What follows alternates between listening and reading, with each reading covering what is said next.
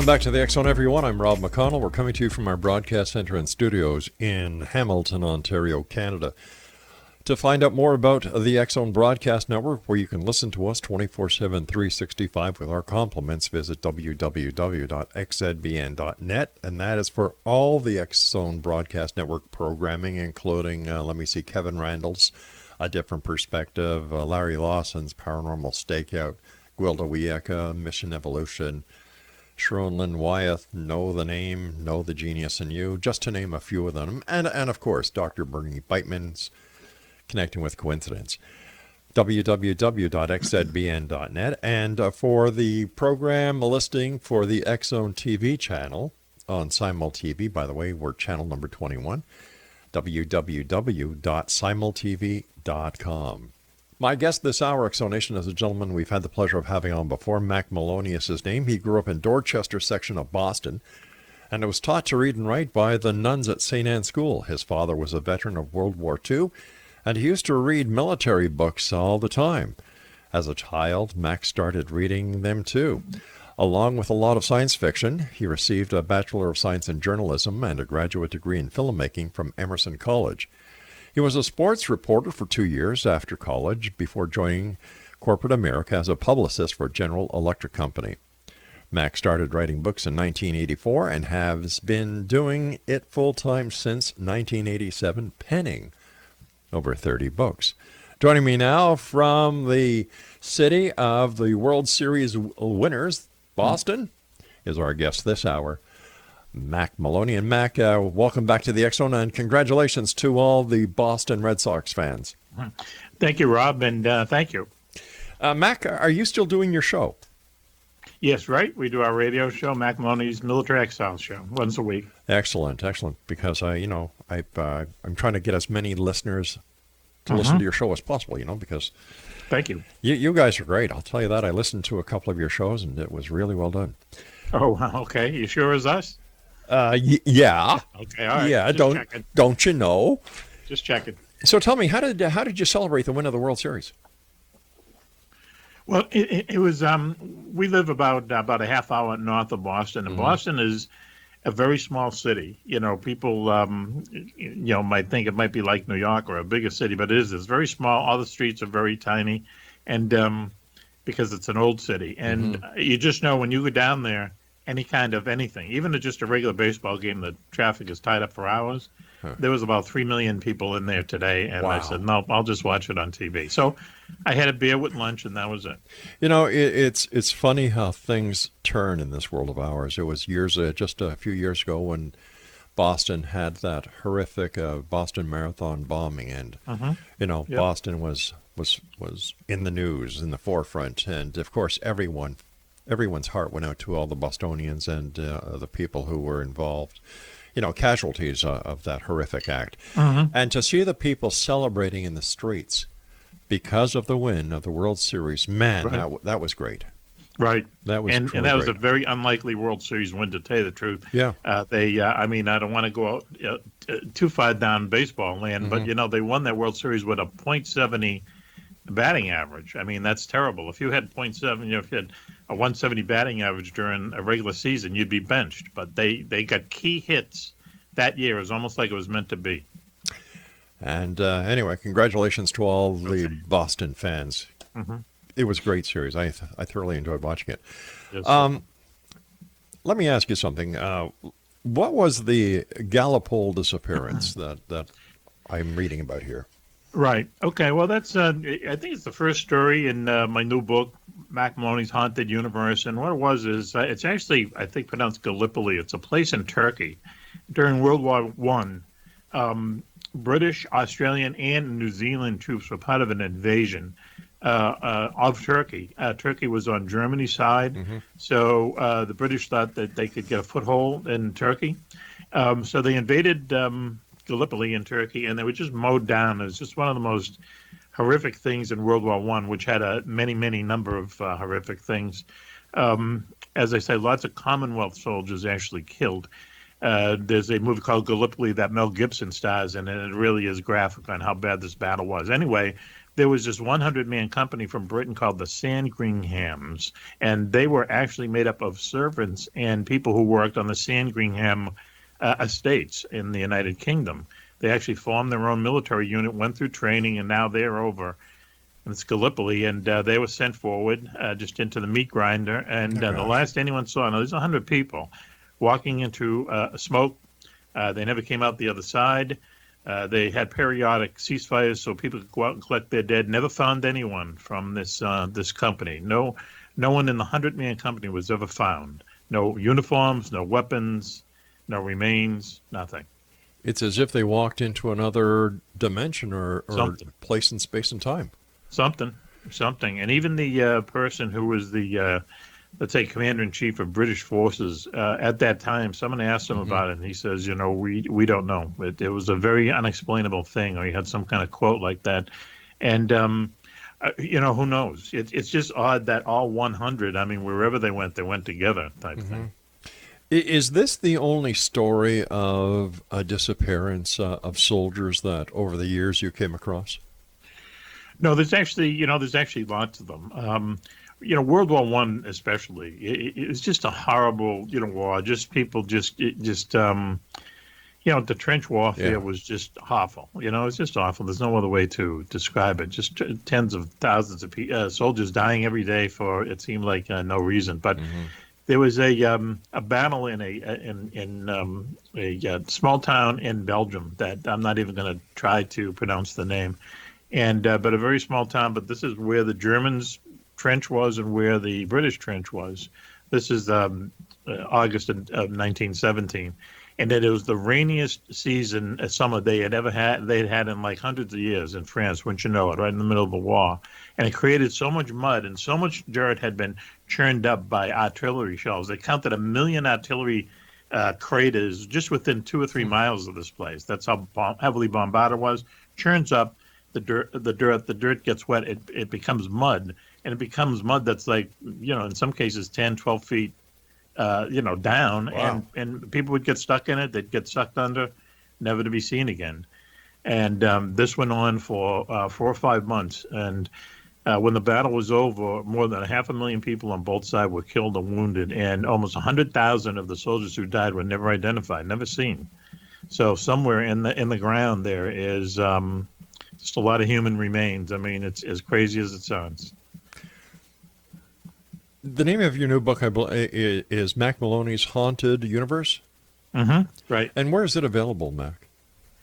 The easiest place is available everywhere, but the easiest place is to go to Amazon.com or BarnesandNoble.com. I just want to make sure our listeners get that because, Christmas is coming pretty soon, as well as Remembrance Day. And I really don't think the youth of today, Mac, realize the sacrifice that men and women over the years in the different wars and conflicts in modern time, the sacrifices were great.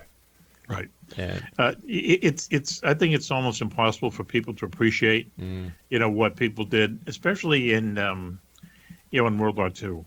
My father was a veteran of World War II, and when I was growing up, I knew a lot of, people, uncles and neighbors and people like that who were in World War II. They were kids, back then. And when the war came around, but, and I don't know, they came home and it was no big deal. What they came home to was like the GI Bill. A lot of them went to college and so on. That was the post-war era in the United States. But and then there was prosperity and so on. But I don't know, how do you repay people in the United States and Canada and England for what they did? Supposing if they didn't do it, what would have happened? Where would we be? God bless them all. And whenever we go out, my wife and I've taught my children this, and they're teaching our grandchildren.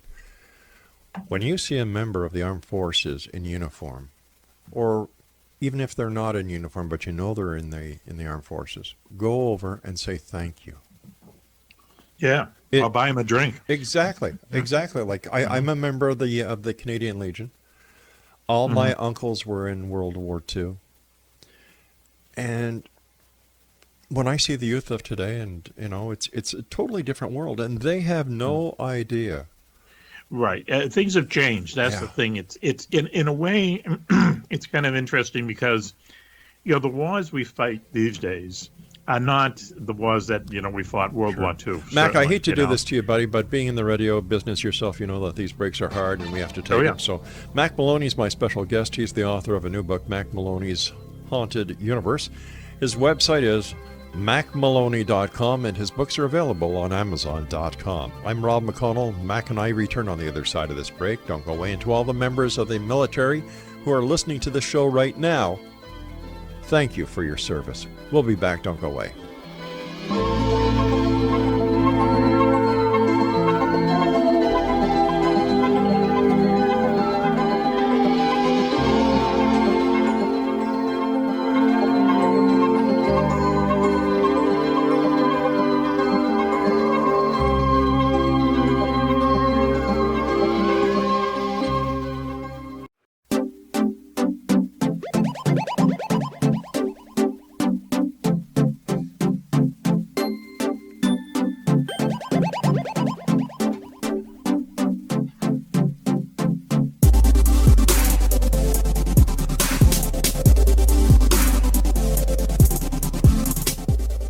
My guest this hour is Mack Maloney. His website is MackMaloney.com. Mac has a new book out. It's entitled Mack Maloney's Haunted Universe, and it's available on Amazon.com. And because we don't do this enough, I'm going to do it again. To all the members of the military serving now or to the veterans who are listening, thank you for your service. It's because of your sacrifices and your service that we live in the democratic and free world that we do today.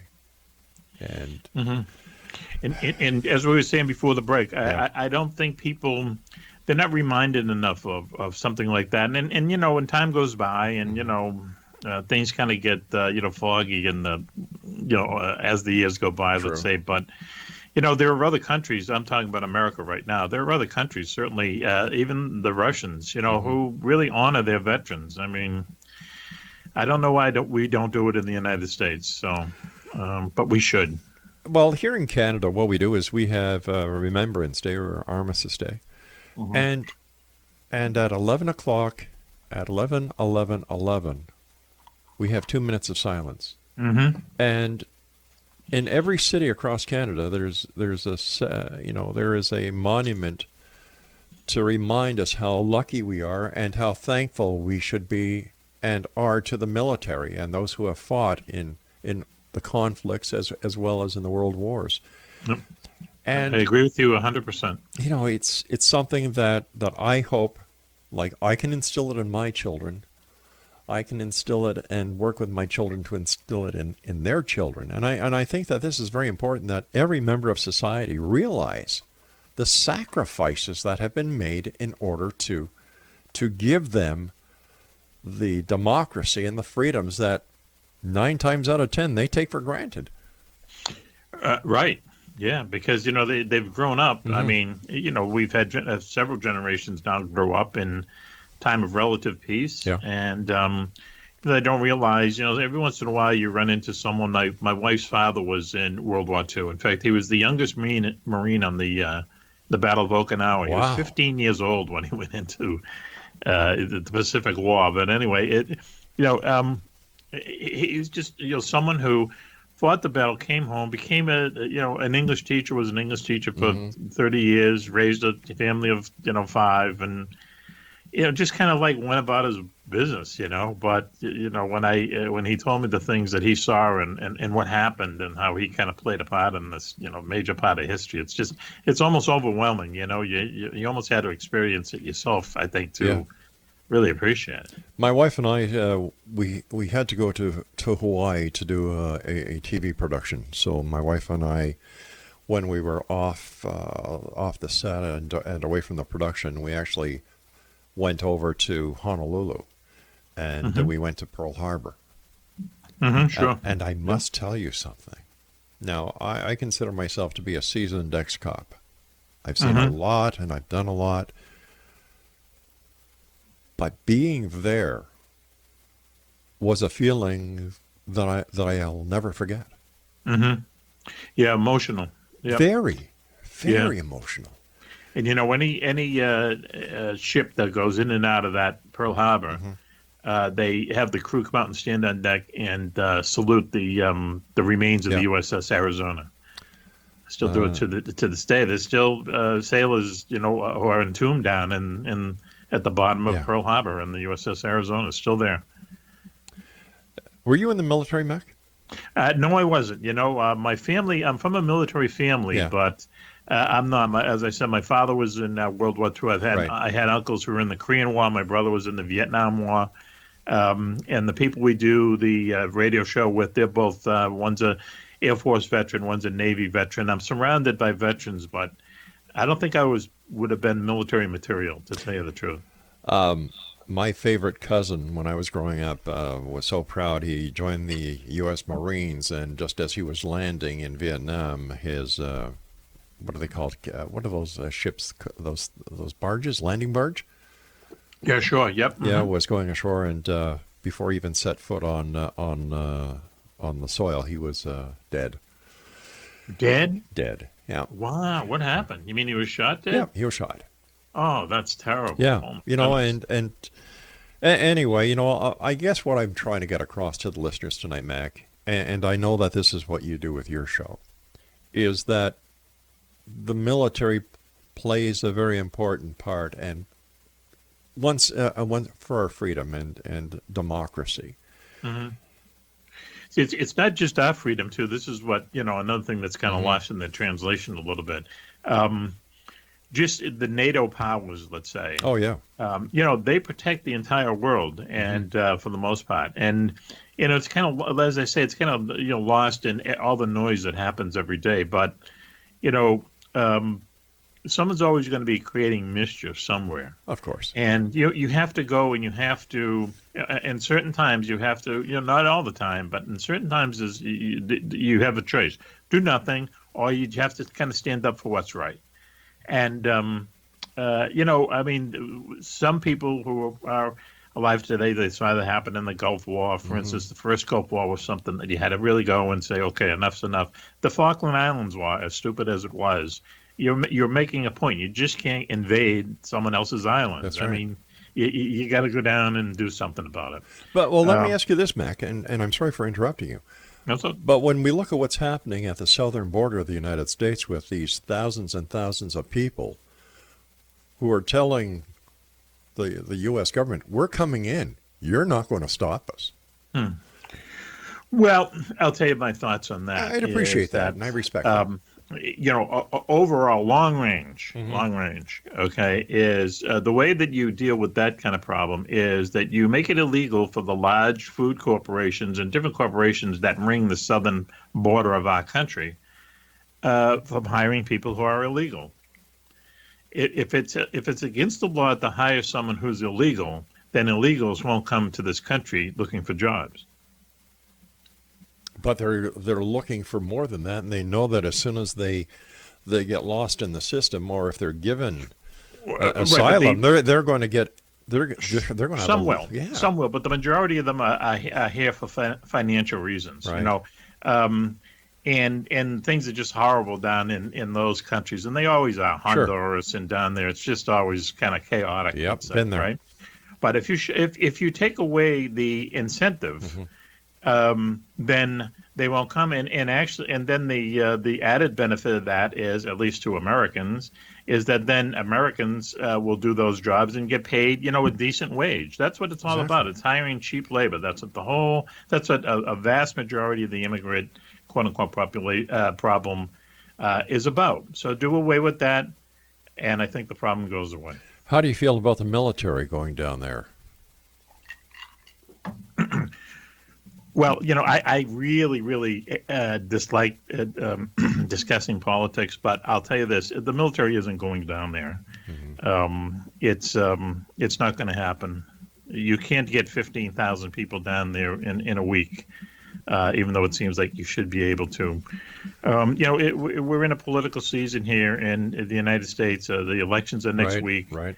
And everything you see on TV just about has some kind of a political angle to it, And frankly, I don't care. I don't like it discussing politics or religion with anyone because you never change anyone's Sure. mind. Well, if you know what I let's mean, put that to rest and call a spade a spade. Okay? Boston won the World Series. That's true. There you go. Okay. There you go. Mac, I was talking to a guest earlier this hour, earlier tonight, I should say, and I knew you were coming on, and I deliberately would like to ask you this question. Is it possible for the military to actually have interaction with extraterrestrials without the information getting out anywhere, even to the President of the United States? No, 100% no. And we've talked about this before. I know that there's no evidence. Once again, if you kind of look past the noise, there's no evidence at all that the U.S. military knows what UFOs are. Now, they have more information that they exist because we know they have film, videotape, you name it, photographs. But I don't believe that they know any more about where UFOs come from than we do. Why then do you think there are those people out there who are convinced, like they will put their hand in fire and say, listen, I talked to a general and this general talked to me in confidence and he told me that there was this crash and that we are the, reverse engineering has produced fiber optic, this, that, and the other thing. Well, where is it? That's the other thing too, is that fiber optic, for instance, by saying that fiber optic was, the result of reverse engineering UFO, what you're doing, you're dissing the people who actually invented fiber optics, probably someone at AT&T or something. That's all human engineered, let's say. And you can point to anything and say, well, we got that from the aliens. But once again, I probably said this on your show too, is that we launched the space shuttle here in the United States for more than 25 years. All right, it's the most complicated piece of machinery ever in the history of man. It was like launching a dump truck into orbit. And we had some, catastrophes. It cost a lot of money. And what did it really do but just kind of ride around up there? Would we go through all that if we had the secret of anti-gravity from some UFO found in Roswell in 1947? According to me, no. No, there's no way. Because, government doesn't work like that. Max, stand by, my friend. I hate to do this to you, but we have to take our break at the bottom of the hour for the news. And Exo Nation, Mac and I will be back on the other side of this break. www.mackmaloney.com. And Mac, where can they find out about your radio show? Well, just go to MackMaloney.com, and there's the schedule. We're on 7 different networks, including the Armed Forces Radio Network. Excellent. But go to MackMaloney.com and see our schedule. All right, buddy, stand by. We'll be back on the other side of this break. Don't go away.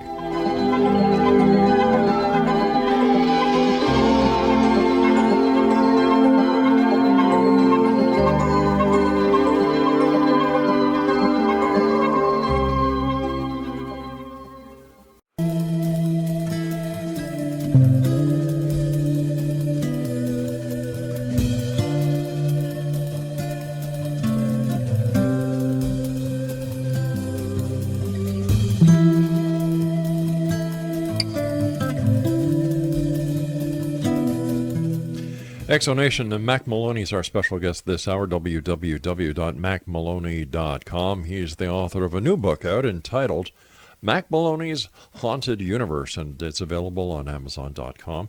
And he's also the host of Mack Maloney's Military X-Files radio show. He's authored more than 40 books, including UFOs in Wartime, What They Didn't Want You to Know, and Beyond Area 51. Plus the best-selling Wingman military adventure series. And once again, his website is mackmaloney.com.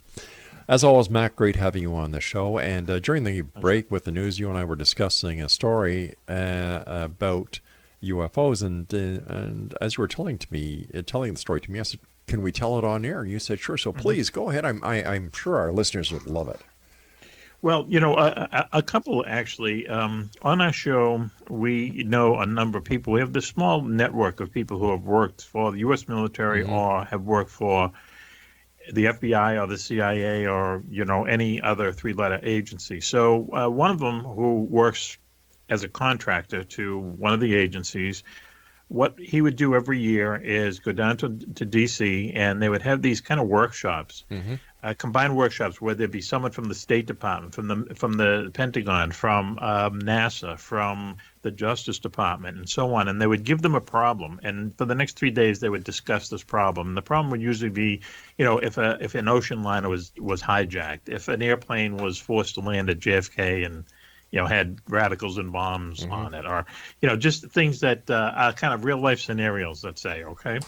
But the last time he went down, well, actually this was last summer now, everything was just as it always was, but the scenario was what would you do if an extraterrestrial craft crashed in the desert somewhere? And everyone had to go away and work up a presentation and then present it to the group. That's what they would do. But he was shocked that the problem this time had to do with a UFO. He just couldn't believe it. What do you know about these alleged bases throughout the United States, these underground bases? Are they real? And if they are, in my opinion, they would be so that any overhead satellite would not be able to take pictures of what is going on. But sure. People within the UFO community are convinced that this is where the governments are maintaining the extraterrestrials that are on this planet. In fact, I had a guest on who said there's more than 61 species of ETs that the government knows about. Well, again, I don't want to be the bucket of ice water. No, I usually am. Don't worry about it. But none of that is true.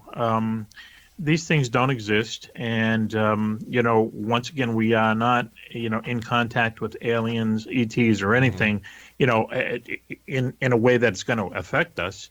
When you hear about SETI and these people seeing signals, receiving signals from way, way, way out in the galaxy, that's the kind of stuff that I believe is where we're going to find out for the first time that we're not alone in the universe. Right. Now, I'm not saying that UFOs, don't come from, some other planet, some other galaxy, who knows where. But there's a good chance that they're from, let's say another dimension, another time. We've talked about it before. I think they might be time tourists. They might be from our own future, coming back to see history being made. There's there's dozens of explanations. There's probably an infinite number of explanations of what they could be from, and it's probably something we just can't understand. But they're here, they're real, but there's no way that there are 60,000 aliens living in a hole somewhere. Where would you put the dirt? How would you feed them? Well, how would you support a place like that? And all secret these days. Everyone blabs about everything. There's no way you could keep a secret like that. I can't understand how they truly believe that a secret of this magnitude could be kept from the President of the United States. Right. And now, the President of the United States doesn't necessarily get all top secrets. And there's actually a story in the book, Mack Maloney's Haunted Universe, about there was a ship built by the CIA back in the early 70s called the Glomar Explorer. And what it was, Howard Hughes built the ship. It looked like something that went and looked for oil pockets in the deep sea in the Pacific. But really what it was is it had a gigantic claw, and it's hidden away. And what they did is they found a Russian submarine that had sunk, and they had sent the claw down to pick up the submarine, hoping they would get the missiles, for instance, the nuclear reactor, so they would know what the Russians were up to. This is early 70s now. Nixon did a tour of the San Diego Navy base. And he said, hey, look at that ship. I'd like to tour that. And the CIA said no. They wouldn't even give him. He didn't have clearance enough to, tour the CIA ship. Okay, so that was one secret he did not know. They do say that when presidents take over, that they're handed an envelope or they're given a briefing with 2 or 3 things, that would just like blow your mind is told to them. But I just, whether they knew about UFOs and not telling the president, who knows. If disclosure was going to happen, it's going to happen with the guy who's in the White House right now, though, because he can't keep a secret. It's obvious. Double-edged sword on that one, there, isn't it? In your book, you talk about England's Phantom Town. Can you tell us about that?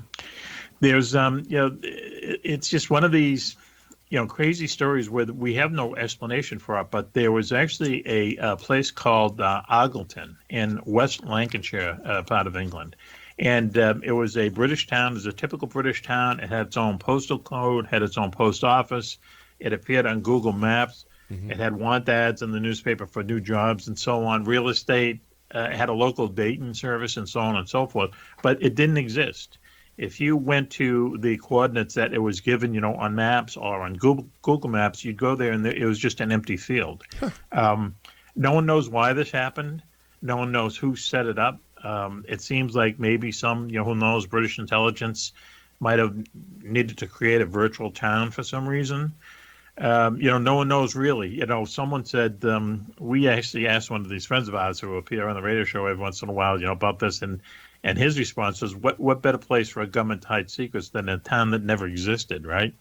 Wow. And we're going, yeah, I guess so, but but it's gone now. It's not on Google Maps anymore. But yeah, this phantom town existed for 4 or 5 years. In your book, Mack Maloney's Haunted Universe, which is available on Amazon.com, as I've been saying throughout this hour, what is the strangest ghost plane story that you have in your book? Well, this really is a strange one, and I had never heard about this before, but this is like one of the stories in the book that really kind of creeps me out in a way. The setting is that there's a place called the John Wayne Airport in Orange County, California, and that's a very, very ritzy part of the LA region of California. Okay. So it's so ritzy that everyone has private jets, but you can't take off before 8 a.m. on a Sunday, and you can't land after a certain time at night because the noise restrictions, because everyone that lives around this airport is really rich, right? So on a Sunday morning, one of these small racing airplanes all of a sudden shows up over this airport, and it starts to do aerobatic maneuvers and so on, and making a lot of noise, and it's before 8 a.m. So people actually see the number on the side of it, and they report it to the tower. And then what happens is routinely the tower then issues a noise violation notice to the owner of the airplane, and that's what they did. Their computer did. But it turns out that the owner of the airplane was a guy named Deke Slayton, who was one of the original 7 Mercury astronauts for NASA. Okay, yeah. He had just passed away 5 hours before. Oh my gosh! And the plane, which he sold to a collector, was in its garage in Las Vegas. And the owner, filed an affidavit saying this plane has never left the hangar since I've bought it. Yet dozens of people saw this thing, flying around enough so they took down the number. And they got a violation notice, and no one's ever really explained, what happened. Wasn't Deke Slayton also the project manager for Apollo 13? Right. He was, they were all involved. That's the interesting thing about the astronauts is that, some of them would go up, but others, they were actually be involved. They'd be controllers or whatever. They were engineers. They were designers, so they really got the most that they could out of the astronauts. But he was also the guy he was in command of the 1975, believe it or not, there was a Apollo capsule was shot into space, and then a Russian Soyuz capsule was shot into space, and they actually joined and they linked up in 1975, which was interesting because we weren't really in that good a relationship with them at the time. They called it Glasnost, but we did it. We did it way back then. And look how far we've come. Right, and not far at all. We've taken a few steps back, frankly.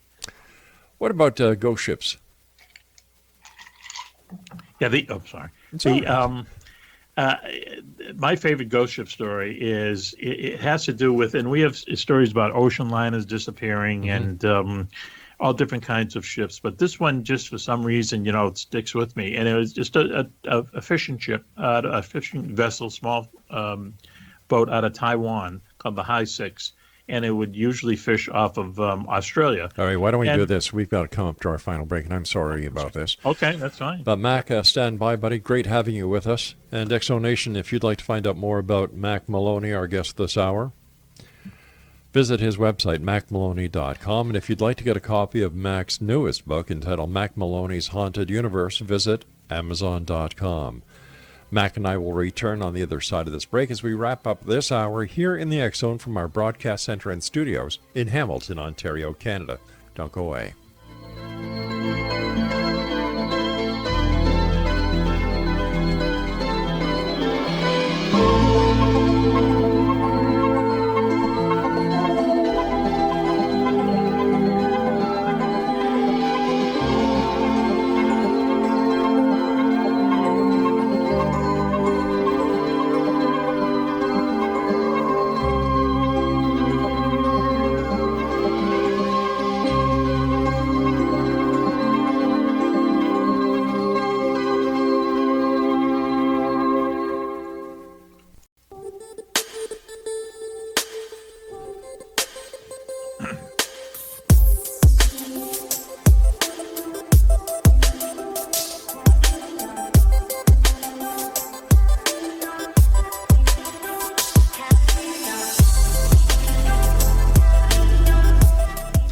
Exonation, Mack Maloney is our special guest this hour. His website is mackmaloney.com, and Mack is the author of a new book that's available through Amazon.com entitled Mack Maloney's Haunted Universe.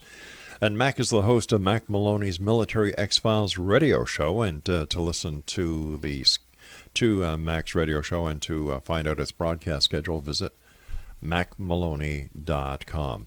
First of all, Mack, always great having you on the show. Thank you so much for sharing with us tonight. Congratulations on a great book. During the break, my producer shot me over a note. He wanted to know, after you tell us about the ship that disappeared in the Taiwanese ship that kind of disappeared, the fishing ship, about the Bermuda Triangle. Okay. The ship that disappeared, what was interesting about it was, people would see them all the time, and ships would see they always radio each other just as a courtesy. Well, no one was answering the radio on this fishing ship called the High Six. So finally, this other fishing ship came up, tied up to them, came aboard, couldn't find the crew. Just gone, like so many ships at sea. For some reason, their crews are gone, nothing's wrong with the ship. But what was interesting about this was that a cell phone belonging to the ship's engineer kept getting calls for like a week later, and then they stopped as well. And no one ever found out what happened to the crew or, who was making the calls on the cell phone. Now, where was this ship found? Was it found in the Bermuda Triangle or one of the other famed triangles? No, this was it was off the west coast of Australia. This happened, but with the Bermuda Triangle, what's interesting about the Bermuda Triangle is that, and once again, not to go back to reference the new book, but we do have a story in there about this. The U.S. Navy's Area 51 is located in the middle of the Bermuda Triangle, and as crazy as that sounds, it's true. It's called Autek. It's on one of the Bahamian Islands. It's right in the middle of the Bermuda Triangle.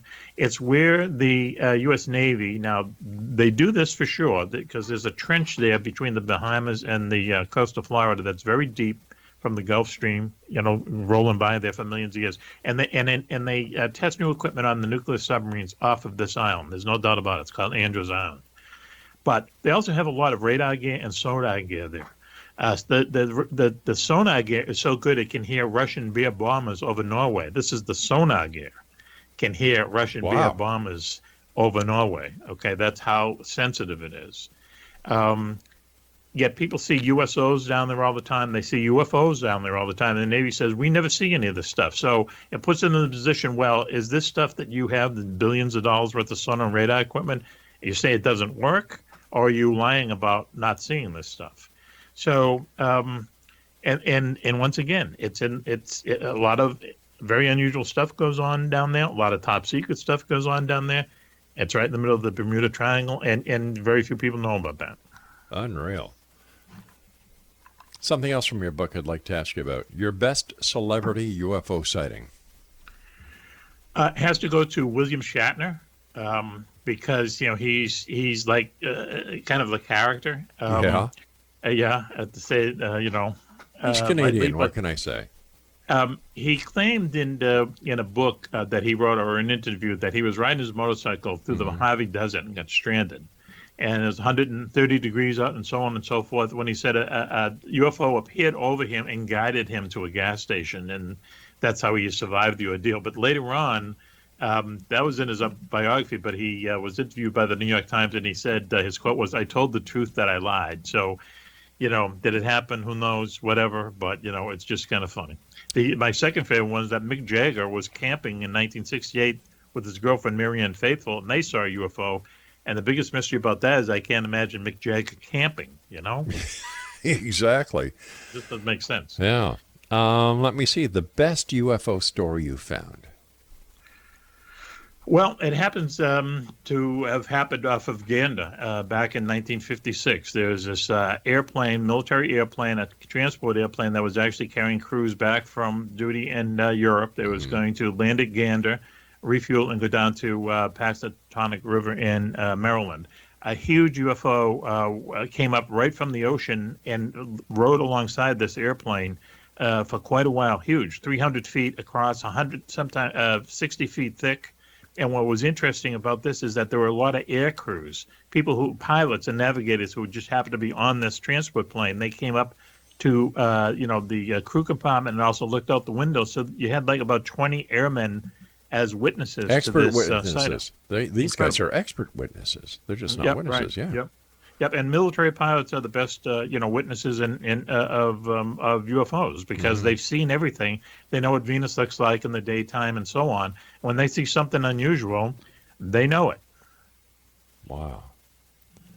In your book, do you discuss any bad military ideas?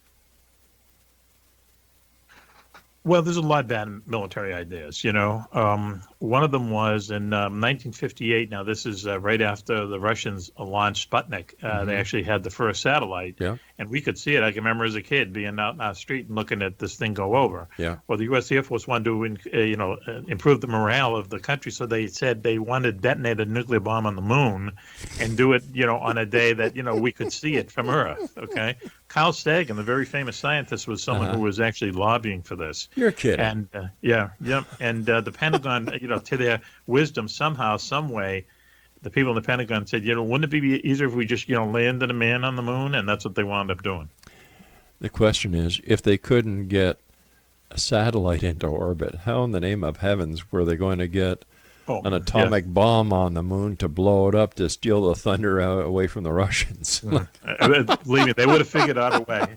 It would have cost billions of dollars, but there was no thought given to you would contaminate the moon. I mean, right now the footprints of the moon are going to last there a million years because there's no wind, there's no wave there's no reason that they would disperse. They would have contaminated the moon for eternity. So are you telling me, Mac, that all the people who believe there are bases on the moon are wrong? Yes, there's no bases on the moon. We would know about it, We exactly. would know about it. Exactly. Like I was telling them, the amateur astronomers, alone would be spilling the beans. Sure. Yeah. There's a lot of them. Sure. Every author I talk to always has one favorite part of their book. And in your book, Mack Maloney's Haunted Universe, what is your favorite entry? Well, there's it's an entry that actually came from the book I wrote called Beyond Area 51. There's a place in Russia that they call the M Triangle. It's in the Ural Mountains, and it's in a kind of isolated spot. And for years, the KGB, when the Soviet Union was still together, wouldn't let anyone in there who wasn't military or KGB. Finally, when things kind of, they took the wall down and so on, the Russian government started letting journalists and scientists into this place because it had this myth about it. But it turns out that people who go to this place, like, for instance, the thing that gets me all the time is that the animals come right up to the people. The animals have no fear of people, and the fish have no fear of people. Fish come up to people and, wanting to be fed. People see UFOs there all the time, but they see lots of lights and orbs and so on. They see the stars dancing. They see like Bigfoot type creatures. And this is like about a 20 square mile area. But the strange thing is that when people go in there, it seems like they're changed. They go in there for 2 weeks on these expeditions, and when they come out, they seem to be like changed people. And this goes on and on. Just the stuff that happens within this place is very unusual, and no one really knows why. But the best story about it is, real quick, is that this guy who was drummed out of the Russian military for being unphysically fit went to bounced around, became a reporter. They let him into the M Triangle because he was a reporter. Now, this was not a really bright bulb guy by his own admission. Okay, and there happened to be a People magazine reporter there that week, and it followed this guy around. He wrote his story. He went back to Moscow. He had a sudden intelligence about astrophysics, and in less than a year, he was a cosmonaut. How does that happen? He says it happened because he went to the M Triangle. It's a fascinating place, and it's just unusual that it happens to be in Russia, and now the Russian security services keep an eye on it again, which is too bad. But it's a very strange place. Strange things happen there, and that's my favorite entry for the book, for sure. Fascinating. So what's up next for you, Mac? I'm not sure. Well, I'm writing a book called, I do my Wingman series. We're working on Wingman 19 right now. That's coming out next May. And then we're going to work on Wingman 20, which should be out about 6 months after that. So tell me, are you still playing with your band Sky Club? Yep, still playing with Sky Club. We have a second album coming out pretty soon.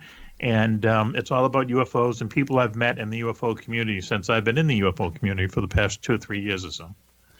With that, I've got about a minute, Mac. First of all, thanks very much for joining us. Always a great pleasure talking to you. Thank you, Rob. Quickly, what is your opinion of Roswell? I don't think anything happened at Roswell, and because when you look at it from the point of view of what the Air Force was doing at the time, which was launching a lot of secret balloons, we all know the story. Moguls. Okay, but all you have to do is look at the debris that was gathered, after it from Brazel's farm, and there's rope in there. Do you think a UFO would really have rope aboard? Only if they're towing another UFO that ran out of gas. Yeah, right. Mack Maloney, thank you so much for joining us tonight, my friend. Always a great pleasure talking to you. And once again, congratulations to the World Series winner Boston Red Sox for a great series. And I look forward to the next time you and I meet here in the X Zone, Mac. Take care of yourself. Thank you, Rob. We really appreciate it. Thank you, Rob. It's my great pleasure, buddy. And X Zone Nation, if you'd like to get a copy of Mack Maloney's new book, Mack Maloney's Haunted Universe, visit his website, mackmaloney.com. I'll be back on the other side of this commercial break with the news as we continue here in the X Zone from our broadcast center and studios in Hamilton, Ontario, Canada. My name is Rob McConnell. Don't go away.